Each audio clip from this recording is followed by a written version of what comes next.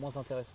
Mais le trait principal, c'est que j'ai voulu me débarrasser de tout ça parce que je me suis expatrié à l'époque à Dubaï. Et en m'expatriant, il fallait que je me débarrasse de tout. Donc en tant qu'entrepreneur, j'ai dû faire attention à beaucoup de sujets. Les parts de mes sociétés qui ont une valeur, mes biens qui ont une valeur, et ce qu'on appelle plus communément l'exit tax en France. J'ai dû y faire très attention pour ne pas rentrer dans des critères et pas être embêté. Voilà, il y a plein de sujets autour de ça, je passe à beaucoup de les aborder.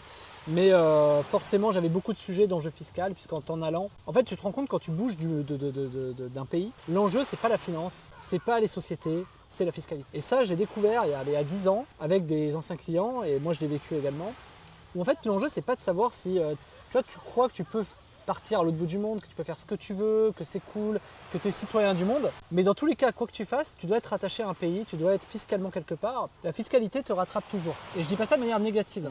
Je dis ça de manière, tu dois avoir un lieu de vie.